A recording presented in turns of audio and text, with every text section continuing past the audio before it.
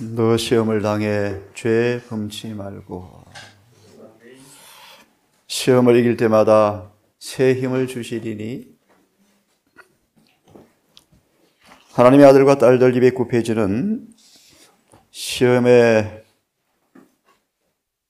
유혹에 지는 사람은 약한 사람이요 죄인이다. 여러분 찬양처럼 시험이 올 때마다 은혜 안에서 이기는 그런 경험이 있게 되기를 간절히 바랍니다. 야고보 4장 9절을 읽고 시작합시다. 야고보서 4장 9절의 말씀,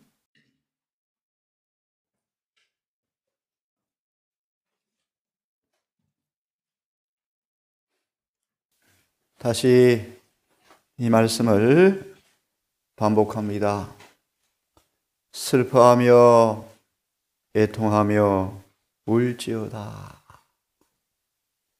왜요? 슬퍼하며 애통하며 울지어다. 마음을 스스로 괴롭게 하라. 라는 말씀과 일맥상통하는 말씀인데 4장 8절 9절 인용된 증언의 두 번째 문단을 좀 다시 보고 시작합시다. 참된 회개의 슬픔. 두 번째 단락에 여러 옳지 못한 일을 하는 사람들이 신앙을 한다면서 이런 짓을 하고 있는 사람들이 있다. 이런 짓이 무엇인가는 앞에 읽어보시기로 하시고 두 번째 문단 다섯 번째 주부터 다시 복습합니다.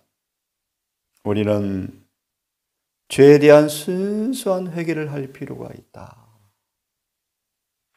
다윗처럼 삭개오처럼 야곱처럼 사도 바울처럼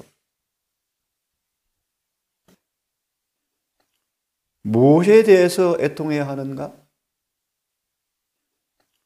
무엇에 대해서 애통해야 하는가? 왜 슬퍼하고 애통하며 울어야 하는가? 죄로 기울어져 있는 자신의 모습을 보고 슬퍼해야 한다.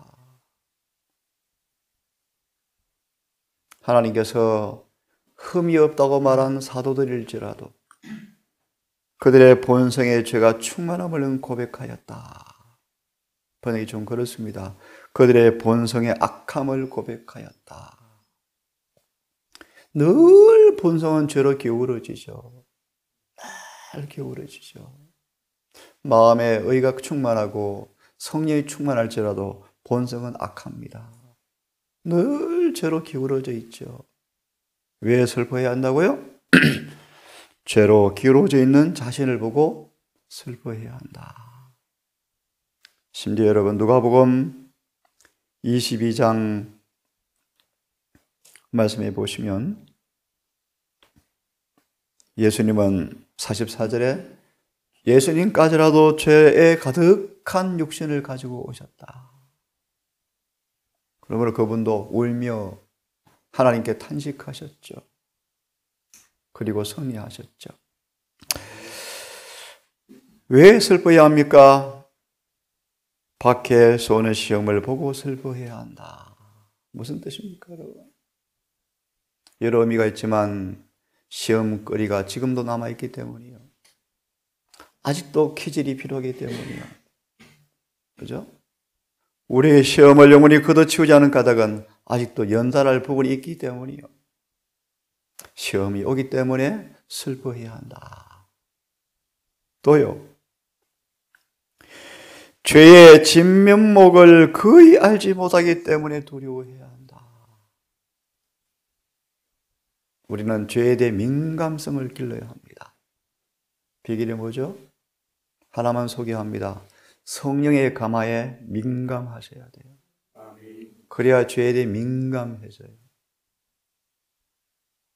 예수님처럼. 무엇이 죄인지에 대하여 관념이 희박하기 때문에 두려워해야 한다. 사단은 불법의 비밀입니다. 사단 자신은 진리 안에 거하지 않으므로 그는 불법의 비밀이다. 무슨 말이요? 불법의 비밀은 어떤 통로를 통해 들어오고 유포되어지죠? 오류죠, 오류. 거짓말이죠, 거짓말. 불법의 비밀은 영혼을 멸망시키는 오리를 교묘하게 진리처럼 보이게 하는 것이 불법의 비밀이다. 어제 말씀처럼 개신교회가 무슨 뜻이요?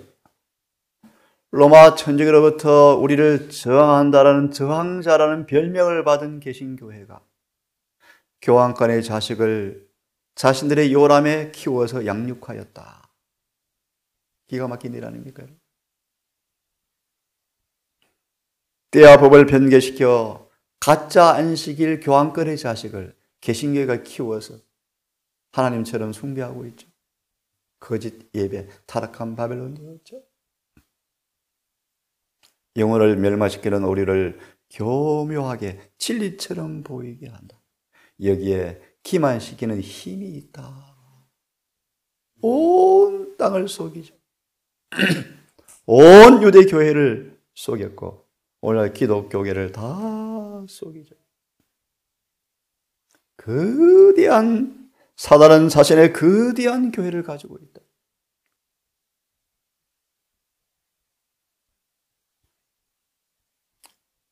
구약 시대도 물론이거니와 이미 초림 때도 유대교회 안에 불법의 비밀이 들어와 버렸다. 보세요. 예수님의 순결과 거룩함이 그들의 불결과 죄를 드러내었기 때문에 예수를 정오하였다. 율법을 거룩하게 지키느라 공언하면서 원칙을 범하고 살아가고 있었다. 그런 그들에게 율법의 진면목을, 그들의 실상을, 그분의 의, 순결과 성결이 그들의 죄를, 의를, 불의를 드러내자 예수를 정오하였다. 어떻게 유대교회가 부패하고 독선적인 모습이 되었을까요? 죄가 교회를 오염시켜버렸죠.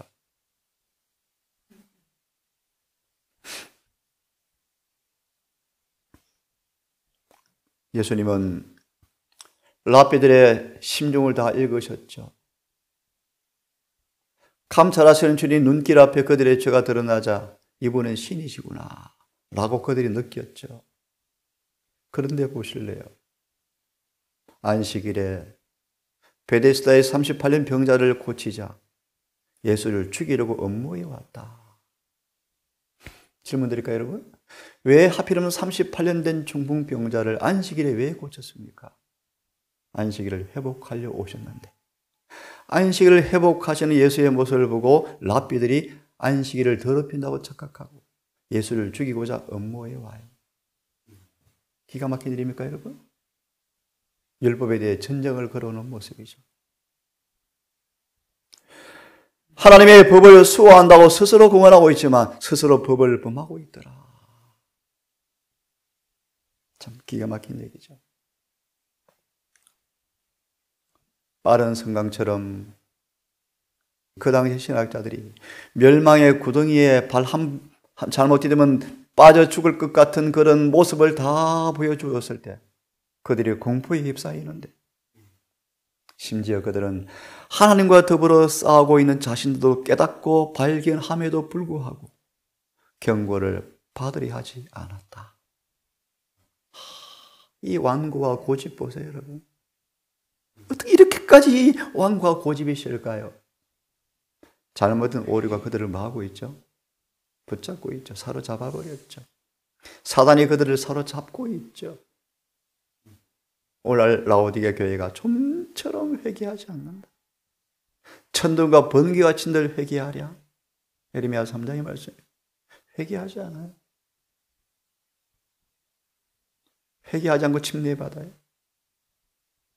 엊그제 우리 김정은 목사 도전입니다. 네팔 도전입니다. 예, 부흥처럼 보이죠. 누가 순수한 회개를 몇 명이나 할까요, 여러분? 할까요? 교회 지어주고 고아원 만들고 생활비 떼어주고 쌀 갖다 주면 좋아하죠. 그래서 우리 한국의 교회가 밀가루를 시작했어요. 교회에 몰려들었어요. 그죠? 몰려들었어요. 왜 그들이 경고를 받으려 하지 않았는가? 백성들에 대한 그들의 영향력을 유지하기 위하여 살인계획은 은폐되어야 하였다. 예수의 질문을 피하기 위하여 그들은 당신은 귀신 들렸다. 누가 당신을 죽이려 합니까? 얼마나 자신을 은폐합니까? 그들은 예수의 놀라운 사업을 악령에 의해서 교사된 것이라고 교묘하게 말하였다. 얼마나 쏘가 있는가를 보십시오, 여러분. 초기 기독교 안에 보실래요?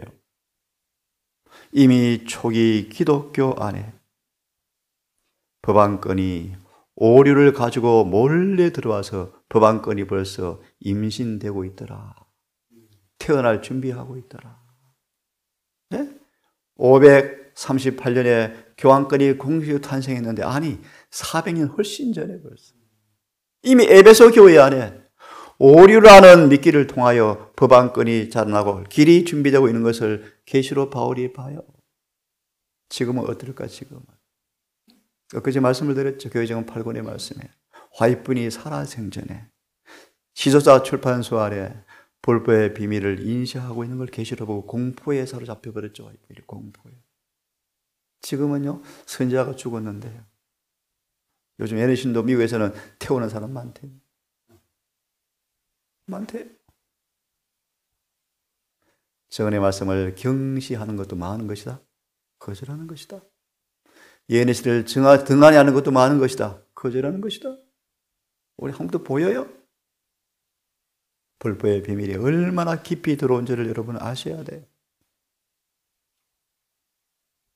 이미 수많은 사람들이 거짓 교리 함정에 빠져버렸고 시련을 당하다가 비틀거렸고 신앙을 포기하도록 유혹을 받았을 때 이미 요한이 계시를 받을 그 당시 복음의 진리에 대한 첫사랑을 다 잃어버린 상태였다.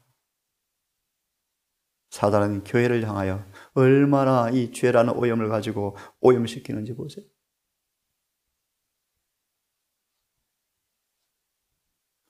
암암리에 자맹하였지만 이제 공공연하게, 여러분 종말에 가까운 징조가 하나 뭐예요? 이제 교황권이 뭐 하는 거예요? 이제 공공연히 등장. 공공연이요. 암암리에 잠잠히 자맹하지만 이제 공공연하게 사람의 세력을 얻으세요. 마음을 지배하고 점점 기만적 신성 모독적 행위를 정지시킨다. 어떤 방법으로? 이교적 습관이 눈에 띄지 않을 만큼 서서히 기독교 안으로 침입해 들어갔다. 성어를 보시면 진리의 말씀을 연극식으로 하지 말래요. 왜요? 거룩함을, 가치를 떨어뜨려요. 여자가 수염 달고 모세처럼 행시하고, 그 연극이에요, 연극. 진리는 그렇게 나타나면 안 돼요, 여러분. 그래서 우리 엄마들요, 아이들에게 성경을 재밌게 하려고 동화처럼 하지 마세요. 그럼 아이들이요, 신성한 감화가 떨어져요. 재밌을 때는 듣는데 안 그러면 안 들어, 이제요. 애들이 단순한 맛에 길들여 주셔야 돼.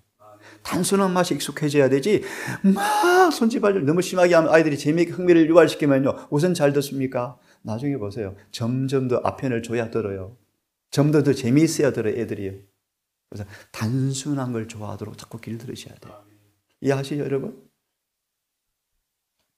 교회가 이교도들에게 극심한 핍박을 받는 동안에는 타협과 순응의 정신이, 어떻게 불법의 비밀에 들어옵니까? 타협과 순응의 정신이 억제되었는데 박해가 거치고 기독교회가 왕궁의 국무총리가 개종했어요. 어느 나라 대통령이 우리 재림교인이요. 저녁에 목사가 미국의 원목이요. 좋아 보입니까? 좋아하죠. 왕궁에까지 재림교회에 들어갔어. 그때 교회는 겸손한 단소성을 버리고 다신교 제사장들처럼 오만과 허식을 따랐으며 하나님의 율법 대신에 사람의 이름과 관습을 채택하게 되었다. 그래서 여러분 너무 잘 아십니까? 사람들은 좋아하죠. 콘스탄틴의 개종을 뭐라고 회개합니까? 사탄의 옷을 걸쳐 입은 사단의 화신이 교회에 들어온 게 콘스탄틴 황제의 개종이에요. 이 사람을 통해서 뭐가 교회에 들어와 버려요? 일요일 예배가 들어오잖아요. 뭐로 들어와요?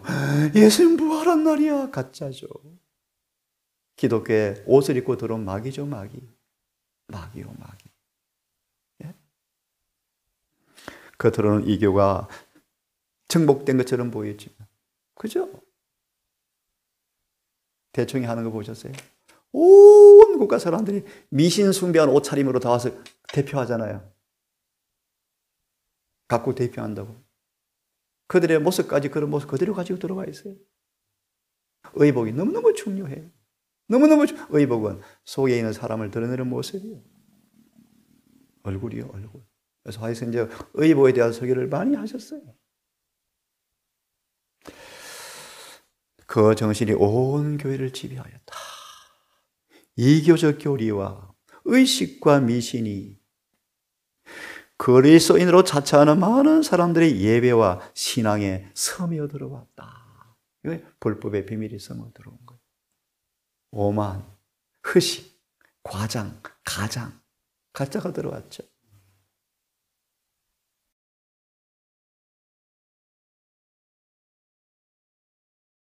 남은 교회 안에도 이미 벌써 오늘날은 어떨까 여러분? 교재는 8091페이지.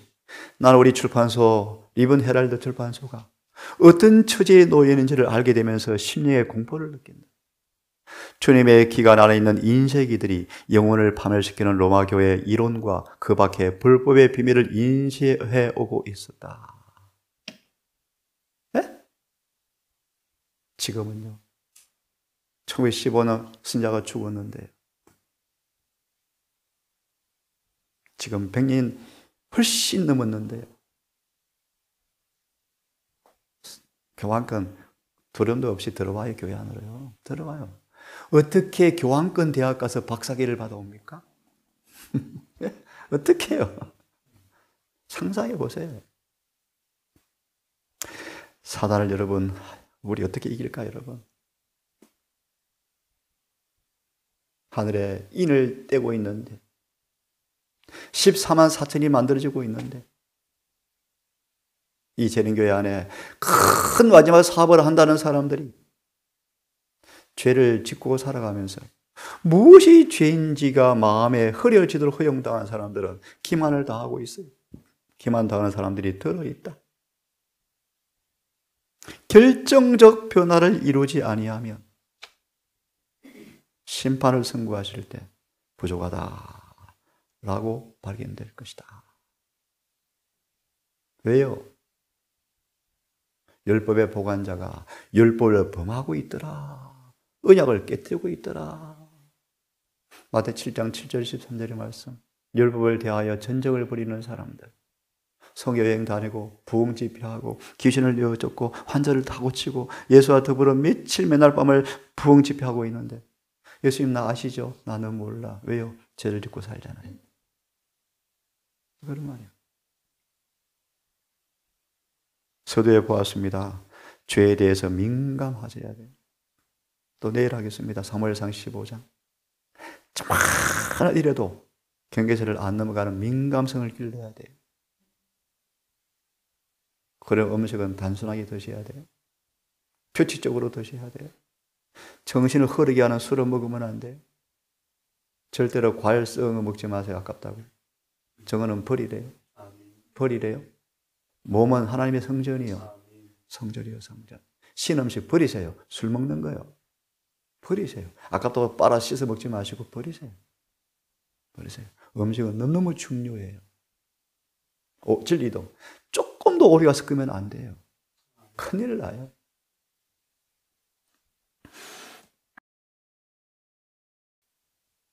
사단의 전선이 얼만큼 확대되어 있는지 상상 이상이에요.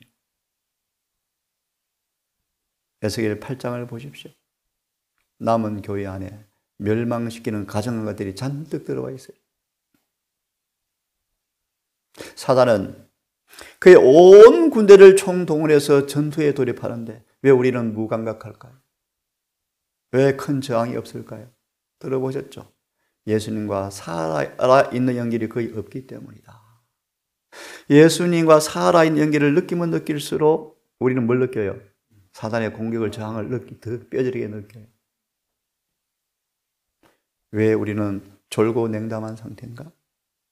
예수와 실제적 연결이 거의 없고 성령이 너무 결핍되어 있기 때문에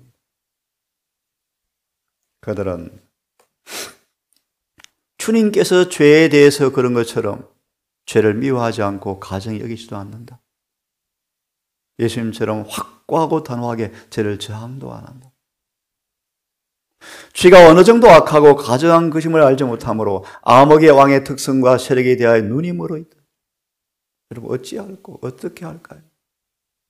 그래서 아침에 본 말씀이요. 주님의 충성된 파수꾼들은 생명샘에 늘 허리를 구부리고 있다. 무슨 말이에요? 늘 신선한 만나를 나누어 줘야 되니까. 늘 신선한 떡을 나누어 줘야 돼. 그가 마시지 않고 어떻게 신선한 떡을 나눠줍니까? 설교가 진부해지고 재미없죠. 생명이 없죠. 각성시키니 힘이 없어지죠. 그래서 하나님의 종들은 늘 떡을 새로 구워서 먹어야 돼요.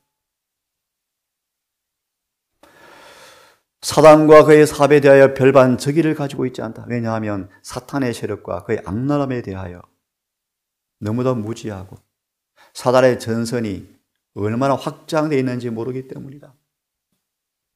사단은 잘 짜진 계획과 행동으로 영혼을 방해하려고 예수와 싸우고 있는 군대를 우리는 모르고 있어요. 그리스도인을 구원하는 심지어 목사까지라도 가끔 사단에 대해서 가끔 말하고 있지 잘 안 하죠. 특별히 재림교는 더 그렇죠. 사단은 끊임없이 활동하여 성공을 거두고 있는데 그 증거들을 못 보고 지나간다. 요즘 교회 재림말을 보시면 고민이 뭐죠? 젊은 세대가 없으니 어떻게 젊은 세대를 유치할까? 뭐 여러 가지 일들을 도입할게요. 제가 보기에는 본질은 없어. 본질은 없어. 진리 외에는 영혼들을 붙들어둘 미끼가 없어요. 어떤 방법 동원시켜 보세요. 청이들은 뭐에 들리겠죠? 회개는 없는데 뭐 할래요? 사단의 교활함에 대하여 많은 경고를 등한히 여긴다. 사단의 존재 자체에 대해서도 거의 알지 못하는 것 같다. 오늘 여기까지 합시다. 여러분, 사단이 어떻게 활동하는지 게으르고 나태하고 쓸데없는 시간 보내게 하고 말씀 등한히 하게 하고 기도 등한히 하게 하고 여러분, 오늘도 성령의 감화에 민감해져서 이 전장터에서 살아남으시고 시험을 이기시고 유혹을 이기시는 주님의 군사로 충성된 군사로 판명되기를 바랍니다. 기도합시다. 아버지, 오늘도 전장터에 나아갑니다. 이 하늘도 전신갑주를 입고 성령 안에서 진리의 검으로 승리하게 하시고 사단의 진영에 한 발도 딛지 말며 은혜의 피와 증거의 말로 승리하게 해 주시옵소서. 예수님의 이름으로 기도드리옵나이다. 아멘.